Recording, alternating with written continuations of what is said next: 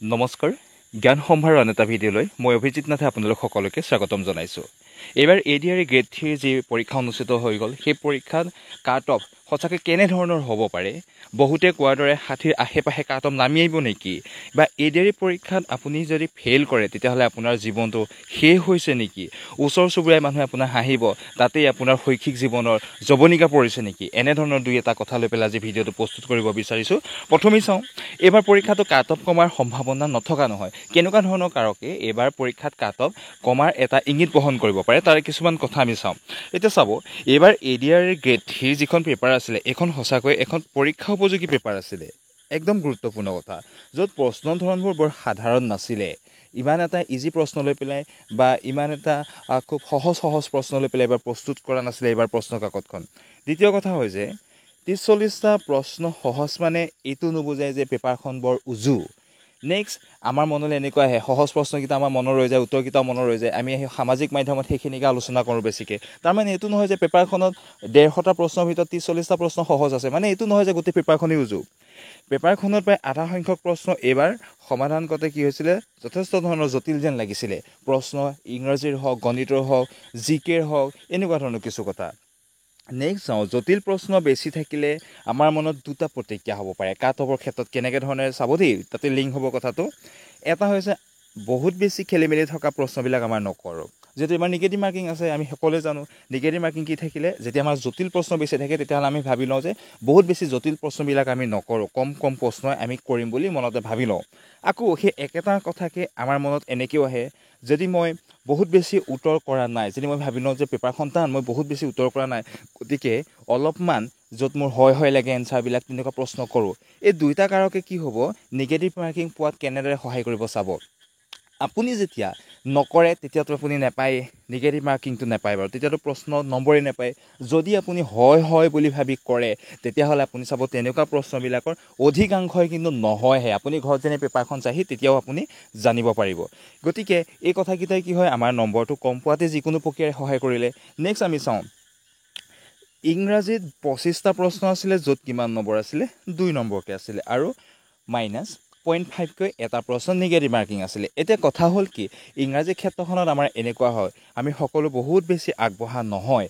হয়, মই সকলোৰে ক্ষেত্ৰত কোৱা নাই, বহুতখিনি আছে কোনোবা এটা বিষয়ত আগবঢ়া, তাৰমানে এইটো নহয় যে ইংৰাজীত সকলো আগবঢ়া। গতিকে ইংৰাজীৰ ক্ষেত্ৰত আমি কি হয়, 2 নম্বৰ থকাৰ কাৰণে আমি খুব সাৱধান, আৰু -0.5 থকাৰ কাৰণে আমি খুব সাৱধানেৰে আগবাঢ়িছিলোঁ ইংলিছৰ প্ৰশ্নখিনি কৰাৰ ক্ষেত্ৰত।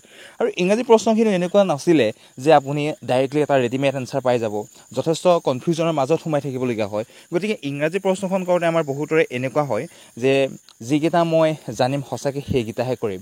আকৌ যে এনেকুৱা কিছু প্ৰশ্ন আহি যায় ইংৰাজীৰ ক্ষেত্ৰত যে এইটো হয় লাগে, গতিকে তেনেকুৱা ধৰণৰ আপুনি গোটেইকেইটা নকৰাকৈ আহিব নোৱাৰে। গতিকে তেনেকুৱা ধৰণৰ যেতিয়া প্ৰশ্নটো আপুনি কৰিব যায়, তাৰ ফলত কি হয়গৈ, গৈ পেলাই লাষ্টত নিগেটিভ কিছুমান মাৰ্কৰে সন্মুখীন হ'বলগীয়া হয় ইংৰাজী ক্ষেত্ৰত।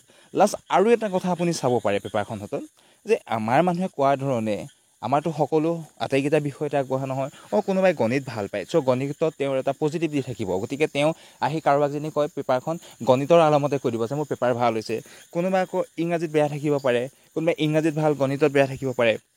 গতিকে আপুনি যদি সামগ্ৰিকভাৱে গোটেই কথাখিনি চায়, তেতিয়াহ'লে গোটেইকেইটা বিষয়তে একদম টপ হৈ পেলাই খুব কম মানুহ যাব, আমি ভবাতকৈ খুব কম মানুহ যাব। গতিকে এই গোটেইখিনি কাৰকে পৰীক্ষাটোত নম্বৰ কম পোৱা কথাখিনিকে অলপ হ'লেও উনুকিয়াই দিয়ে।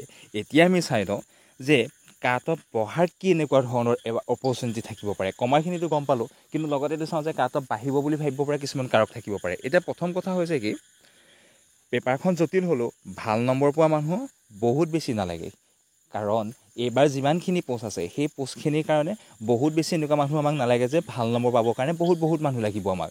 গতিকে আমি গম পালোঁ যে এপ্লাই কৰা মানুহৰ সংখ্যা কিমান আমি সেইখিনি জানো, তাৰ মাজৰ পৰা খুব কম মানুহে ওলাব লাগে। ধৰি লৈছোঁ 4000 পোষ্ট আছে, এটা পোষ্টৰ বিপৰীতে যদি 2জন প্ৰাৰ্থীকো নিমন্ত্ৰণ দিয়ে পিছৰ পৰীক্ষাটোৰ বাবে, 8000হে আমাক ভাল মানুহ লাগে। গতিকে প্ৰায় 5 লাখ মানুহৰ ভিতৰত 8000টা ভাল নম্বৰ পৰা মানুহ যে নোলাব, আপুনি সেইটো কৈ দিবও নোৱাৰে। নেক্সট, যিমান পোষ্ট আছে তাতো ভালেমান পোষ্ট আকৌ কি কৰা হৈছে, আমাৰ সংৰক্ষণ কৰা হৈছে। এজ এ হ'ল কোনোবা এটা কেটেগৰীৰ বাবে নহয়, বিভিন্ন ধৰণৰ কেটেগৰীৰ বাবে আছে। গতিকে পোষ্টখিনি যেতিয়া ভাগ ভাগ হৈ গুচি যায়, তেতিয়াহ'লে সেই নিৰ্দিষ্ট এটা কেটেগৰীত ভাল ভাল নম্বৰ পোৱা মানুহৰ সংখ্যা বহুত বেছি প্ৰয়োজন নহয়। গতিকে এইকেইটা কাৰকে আকৌ কি হয়, পৰীক্ষাটোৰ কাট অফ বহাৰ কিছু ইংগিত বহন কৰে। এতিয়া আমি কাট অফ কেনেকুৱা ধৰণৰ হ'ব চাওক, আমি এতিয়া ধৰি লৈছোঁ বা 11 লাখ ব্যক্তিয়ে পৰীক্ষা দিছিলে বুলি আমি গম পালোঁ। ধৰি লওক ADREত এটা এক্সাম্পল ধৰি লৈছোঁ XYZ 10,000 ব্যক্তিয়ে চাকৰি পাব, পোষ্ট যেনিবা 10,000 আছে, বাকী কি তেতিয়াহ'লে 10 লাখ প্ৰায় 90,000 মানুহ কি হ'ল, তেওঁলোকৰ একো জীৱনত কামেই নাই নেকি? গতিকে তেওঁলোকে কেনেকুৱা ধৰণৰ কি কৰিব, অলপমান কথাকেইটা গুৰুত্বপূৰ্ণ হিচাপে আপোনালোকে ভাবিব মনত। চাব, আমাৰ কেনেকুৱা হয়, পৰীক্ষাত ফেইল কৰি দিয়াৰ লগে লগে আমাৰ ওচৰ চুবুৰীয়া মানুহে কি কৰিব, ইয়াৰ কাম নাই বুলি ক'ব। সি এটা আমাৰ মনত নিগেটিভভাৱে প্ৰভাৱ পেলায়। ঘৰৰ মানুহে দুখ কৰিব। আপোনাৰ গাঁৱে ভূঞে যেদিন XYZ কোনোবা এজনী চাকৰি এটা পাই গ'ল, আমাৰ গাঁৱৰ মানুহে কি বুলি কৈ দিব তেতিয়াহ'লে, আমুকে পালে তইহে নাপালি, তইনো কি পঢ়িলি ইমান দিন আৰু, নহয়নে বাৰু? এনেকুৱা ধৰণৰ কথা। কোনে ক'ব, ই এনেই পঢ়ি থাকে, এইটো গাধ হয়, এনেই ভিতৰত সোমাই থাকে, মানুহক দেখুৱাই পেলাই, নানা ধৰণৰ কথা আমাৰ মনলৈ আহে। আৰু যিবিলাক কথাই নেকি আমাৰ মনটো কি কৰে, নেতিবাচক প্ৰভাৱ পেলায়। এতিয়া আপুনি কি কৰিব, এই গোটেইখিনি কথাটো আপুনিতো জীৱনততো ঘটি থাকিব। মই আপোনাক চিধা চিধিকৈ এটা কথাটো কৈয়ে দিলোঁ যে 11 লাখ মানুহে যদি ADRE এপ্লাই কৰিছিলে, 10,000 মানুহে যদি চাকৰিটো পায়, 10,90,000 মানুহেতো পৰীক্ষাত চাকৰিটো নাপায়। মানে কিমান পাৰ্চেণ্টেজ চাওক, মানুহৰ বিফলতাতে থাকিব। গতিকে তেওঁলোকে কি কৰিব, প্ৰথম কথা হৈছে আপোনাৰ ইমান দিনৰ অধ্যয়ন আপুনি অথলে যাবলৈ দিবনে? ADREত আপুনি যদি ফেইলেই কৰিলে, ধৰি লওক যে আপুনি ভাবিছে মই ADREত পাছ নকৰিম চাগে, এই যে আপুনি ADRE পৰীক্ষা দিবৰ কাৰণে ইমান দিন কষ্ট কৰিলে, পঢ়িলে শুনিলে, এই গোটেইখিনি আপুনি কি অথলে যাবলৈ দিব নেকি? নিদিয়ে। কেনেকৈ নিদিয়ে চাব, আমাৰ কি হয়, অকল ADRE নহয়, তাতকৈ আমাৰ বহুত ভাল ভাল চাকৰি ওলাই থাকে। APSCৰ পৰা আদি কৰি চেণ্ট্ৰেলৰ বিভিন্ন চাকৰিৰ পৰা বহুত ধৰণৰ চাকৰি ওলাই থাকে। গতিকে আপুনি ADRE ফেইল মানে এইটো নহয় যে আপোনাৰ জীৱনৰ সকলোতে ফেইল। গতিকে আমি কি কৰিব লাগিব, মানুহে কি কয় সেইটো গুৰুত্ব নিদিব।